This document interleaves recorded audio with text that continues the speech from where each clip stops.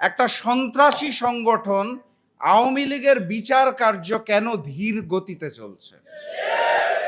আমি এই জিনিসটা বুঝি যে গণহত্যাকারী ফ্যাসিস্ট শেখ হাসিনা এবং তার দোসরদের বিচার প্রক্রিয়াটাকে কচ্ছপের মতো গতিতে নিয়ে আসা হয়েছে।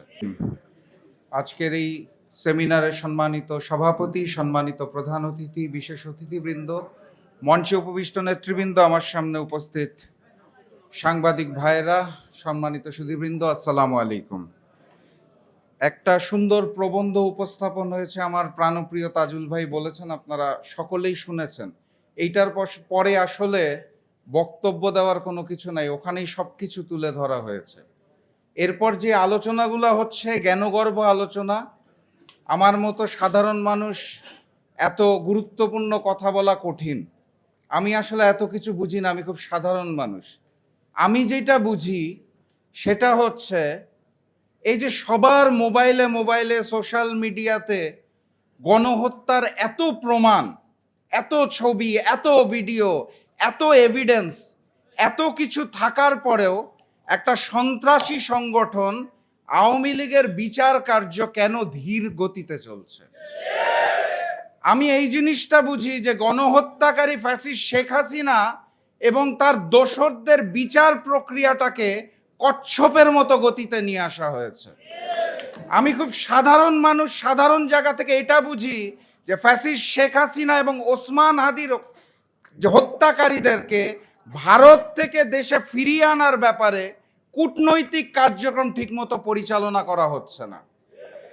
আমি আমার জায়গা থেকে অত্যন্ত হতাশার সাথে দেখি কোনো আইনের দরকার নাই, সংবিধানের দরকার নাই, বিচারের দরকার নাই, রেডি একটা সেটআপ, সেটা হচ্ছে জুলাই জাদুঘর, সেটা শুরু করতেও গড়িমসি করা হচ্ছে। আমি আমার জায়গা থেকে বুঝতে পারছি না, আমরা যখন সকলে দাঁড়িয়ে বলার চেষ্টা করছি যে সংবিধান সংস্কার পরিশোধ করতে হবে, গণভোটের গণরায়ে বাস্তবায়ন করতে হবে, তার পূর্বের এই ছোট ছোট কাজগুলাই তো আমরা করতে পারছি না। কেন পারছি না?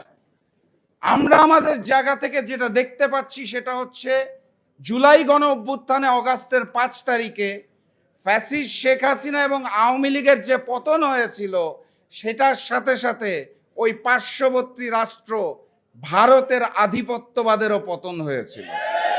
এবং এই বর্তমান পরিস্থিতিতে জুলাইকে অস্বীকার করা বিএনপি সরকারের পক্ষে তখনই সম্ভব যখন তারা নতুন করে ফ্যাসিস্ট হতে চায়, যখন তারা নতুন করে ভারতের সামনে মাথা নত করতে চায়।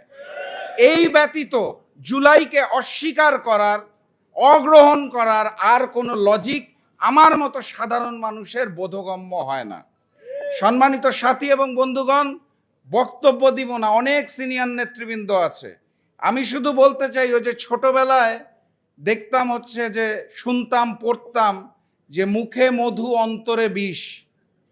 এখন এই বর্তমান অবস্থায় এসে দেখতে পাচ্ছি ওই হিন্দুস্তান আওয়ামী লীগ আর বিএনপি মিলেমিশে একাকার হয়ে গেছে। বিএনপি নেতাদের কথা শুনলে এখন মনে হয় যে মুখে জুলাই, অন্তরে নৌকার শীষ। নৌকার ধানের শীষ মিলে যে নৌকার শীষ হয়ে গেছে, তার বিরুদ্ধে বিপ্লব অনিবার্য। আপনাদের শুধু এই আহ্বান জানাই, দেখা হবে বিপ্লবে, দেখা হবে বিজয়ে। বিজয়ের পথে যাত্রা শুরু, জীবন অথবা মৃত্যু। আসসালামু আলাইকুম।